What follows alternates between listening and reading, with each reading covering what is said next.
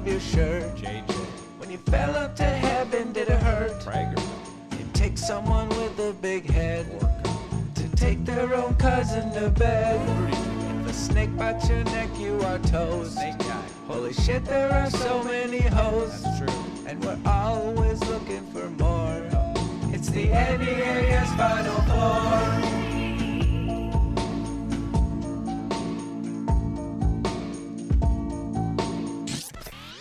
Back for thirds. Call me Thirsty Ron the Turd. I'm Ron DeSactitz, and I'm pleased to be hosting once again on Final Form. Things are getting kind of fucked with my campaign. I think I'm going to fucking lose. That'll basically suck shit, because I told all my friends I was going to be president, and they're all going to ask me afterwards about it. And I'll have to say I lost in the prelims, and then they will all make fun of me. I'm honestly pissed the hell off about it. Okay, let's get to the segments, I guess, but who cares?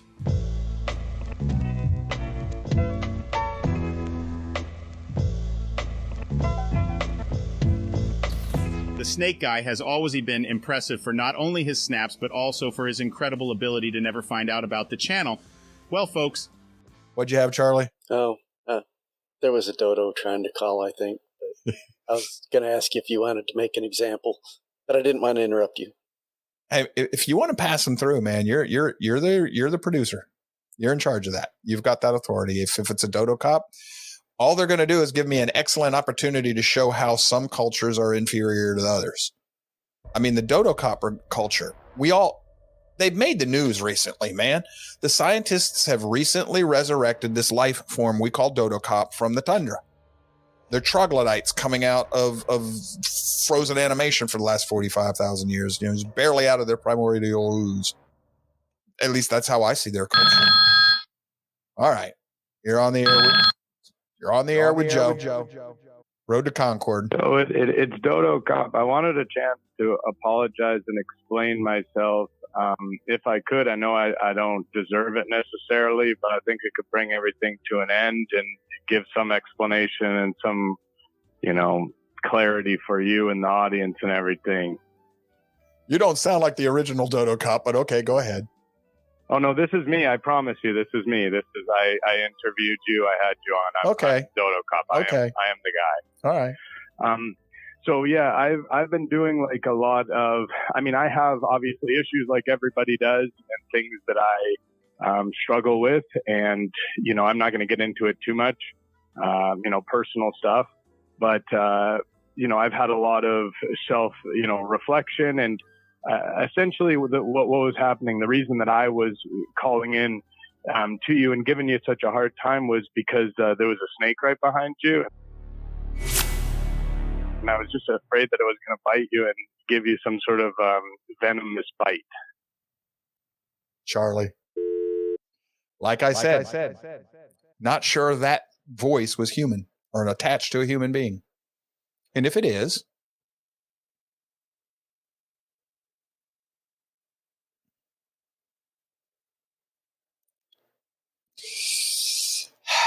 you see, He's the Psy Master. My religion tells me I can't say what I want to say. I've got a higher authority governing how I'm going to operate. So I'm sitting here choking on as best I can. I don't understand this, people. I don't. I really don't. You know what I don't understand more than that? I'm pretty sure he used AI to do it. If he didn't, it is just stupid. But he's got himself a YouTube video of collection of all the times he called into our show. There have been 26,000 plus people who have watched that video. 26,000. I don't know that we've had that many people watch this show in 241 shows. I don't know. So I guess that means he's better than me, right? In that culture, yes, he is. He's better at being a nihilist, a confuser. He's better at destroying than I am.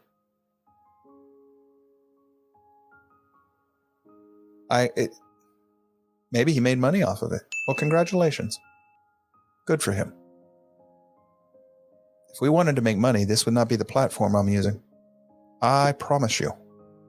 If this was about money for me, The country would know my name. I can do what Dan Bongino does. I've done it. I've walked the walk.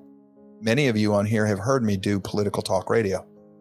I can stir the muck with the best of them, man. I don't want to be that person. I don't want to be a part of that culture. That's what it comes down to. The culture from which this group of people that we call Dodo Cop come from. How do they add to society?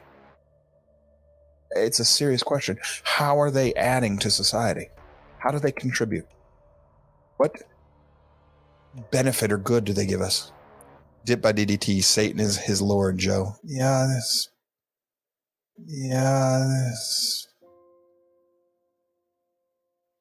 You know what else I've learned from that? 26,000 people watch that. Most of the time we have an audience of somewhere between 150 and 250 people a day on Rumble, more on other venues. But let's just say 350 people a day. And he's got 26,000 every time he puts up one of his videos. I've always read the Bible and I'm like, few people will find it to the kingdom. And I'm like, how? Look at all these people in church.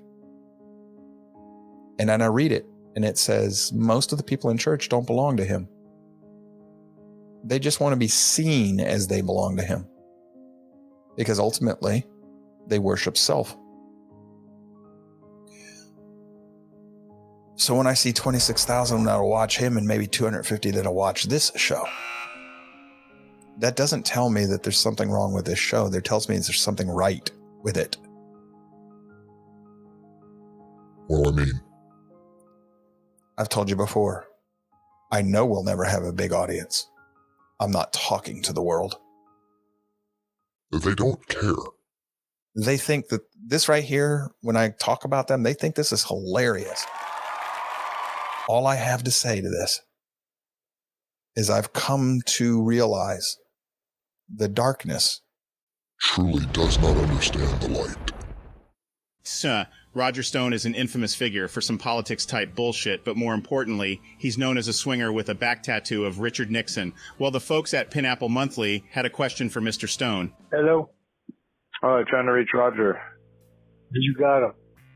Oh, hi, Roger. I'm calling. I work with a magazine called Pineapple Monthly, and I was just curious if you had just 2 seconds just to answer a question for an article we're writing on you.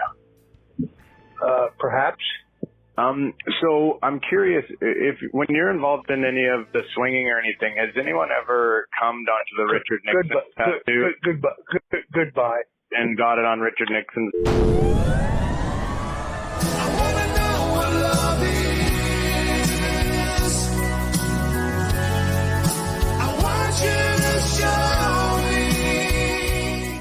Daryl Kraft, a.k.a. D. Kraft, is a stand-up comedian who is always looking for his big break. So when he got an interview with a conservative TV producer, he knew what had to be done. Hello, everyone. Welcome back to the program. I'm your host, Daryl D. Kraft, a.k.a. Derek Kraft. Of course, stand-up comedian, touring-level stand-up comedian. And today we're joined by, he is a media producer as well as he ran for office in 2022 also. And he's working hard out there for freedom currently. And it's Vem Miller. Vem, thanks for joining us. Thank you very much for having me, Daryl. I really appreciate giving me the time over here. Now, speaking of time, obviously your time is quite valuable. You've been a producer in Hollywood and you've made some Hollywood things. You've done some reality television, Spike TV type stuff. You've been involved in real deal Hollywood productions, actual stuff. Is that safe to say? Yeah. I grew up in LA, and pretty much since I was a kid, I started La La Land. That's I have dreamed of moving there, and I have been being a comedian. That's sort of the Holy Land. Although nowadays Austin a little bit, you want to get yourself to the mothership with Joe Rogan. But Los Angeles, to grow up there must be so cool in the industry and everything like that. And so I am a comedian, as I mentioned, an actor as well.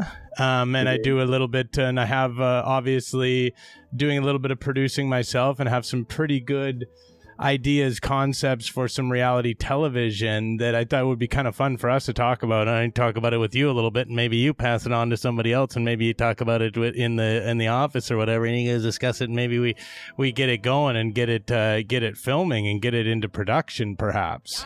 Yeah, sounds interesting. I love to hear new concepts. So I have an idea where I basically go in. It's called Restaurant Rec.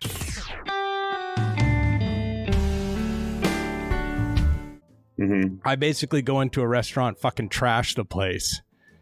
I just go in and fucking just trash the fucking place. I go in and I'm just fucking shit kicking people, just fucking beating the shit out of people, and just and maybe I'll take some this is just coming to me now. I take some stuff like to make me to make my dookies or whatever, and I just start duking all over it, spraying shit all over it, saying it, and all there's like families are there and everything eating, and it's like they're like, what the hell is going on?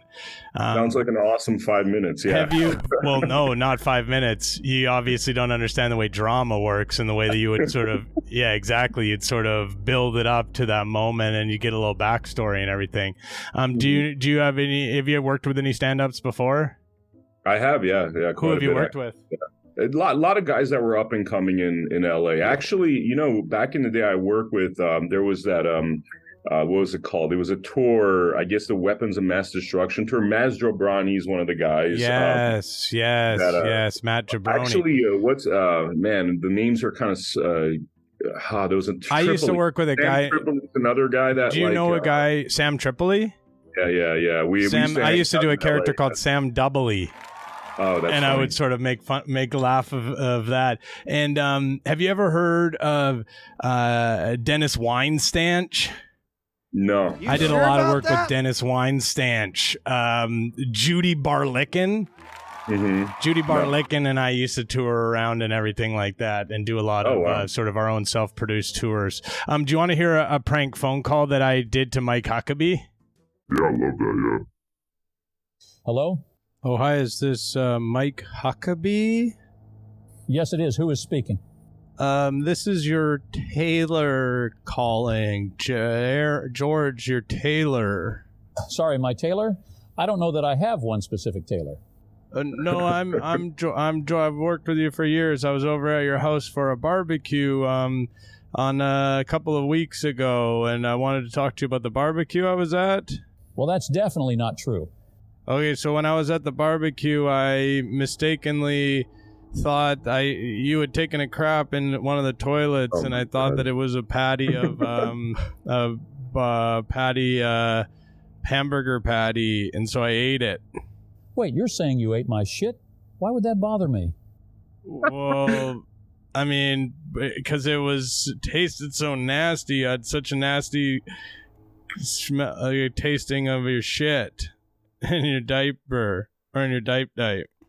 This is the worst prank call I've ever heard. You sound like an unfunny fucking loser. He's fucking with you. I got your ass.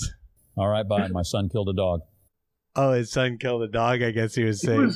He was a sport, man. I give him credit for actually hanging on that long. Yeah, he was pretty cool with it, and he is a very cool guy. He's actually a very close personal friend of mine.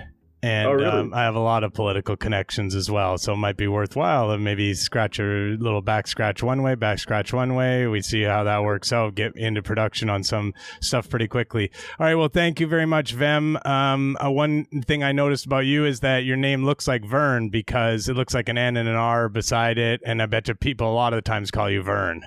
Yeah, I get burned all the time. Imagine. All right, thanks so much, brother. Keep it going. Keep up the productions and everything like that, and we'll talk off the interview. We'll get something set up. Awesome. Nice being on your show. Thank you. All right. Friend of the show, Jesse from YKS, did not respond to a text request to do a prank. So Chris angrily recreated his voice with AI to call Elmer Fudd. Turns out the text he sent was to the wrong number also. But here's the prank. Let's see what we got here real quick. All right, good morning. You're on a Super Dave show. Who do we have here? Hold on one second here. Okay. Who we got here? You there? All right, let me make sure. One more thing here. Okay, you should be there. Can you hear me now? Can you hear me now?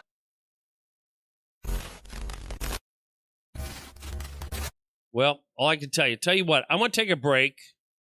Call back in a few minutes after my break, and I'll be glad to have you on. I don't know. I can't hear you right now, so not sure why, but I can't. So anyway, let me try this one. See if that does any good. That doesn't do any good, does it? No. Okay. Hey, brother, this is Jesse. Oh, okay. All right. What's up, bud? I'm in Jefferson City, my good man. Yes. Okay. What's on your mind? Appreciate you taking my call. I wanted to talk about how important it is to help each other in these times, if I could. Okay. Jesse who? Like, if your friend asks you to wake up to make a call for him for his show, you should do it for him. He shouldn't have to use artificial intelligence to make your voice say, "Hey, man, you look like Elmer fucking Fudd, brother."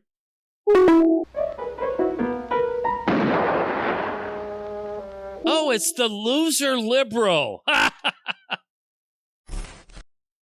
All right, we're going to take a break here, ladies and gentlemen.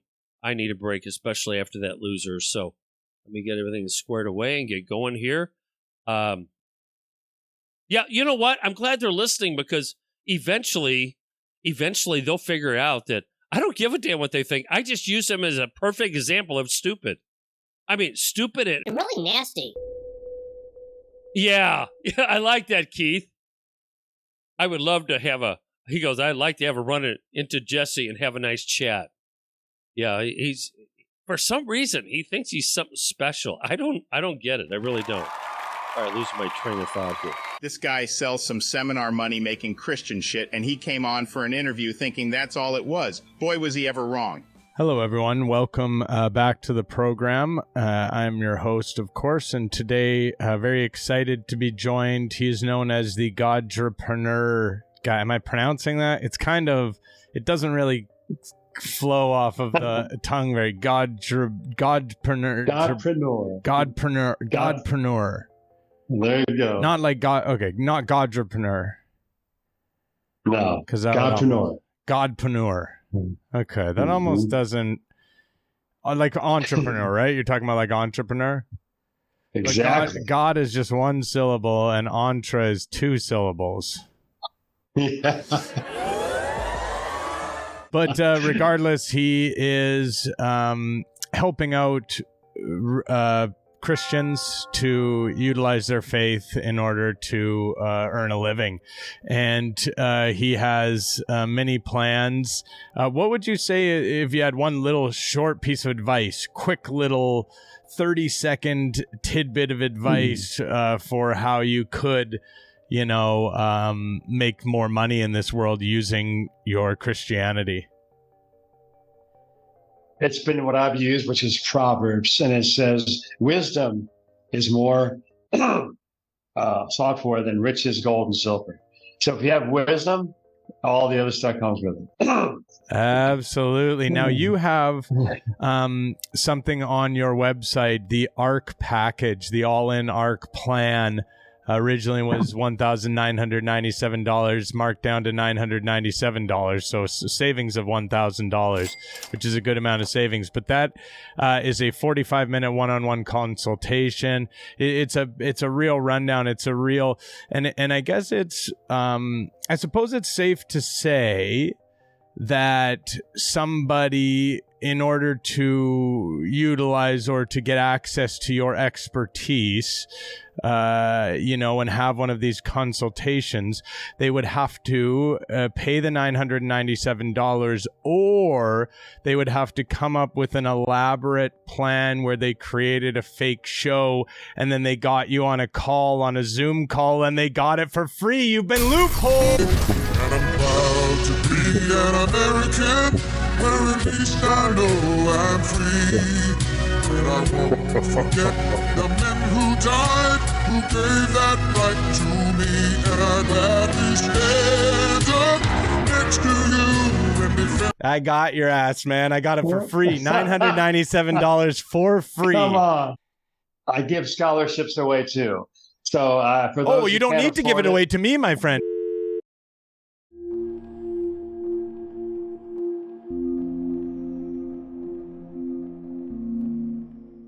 All right, everyone. So I guess that's the end.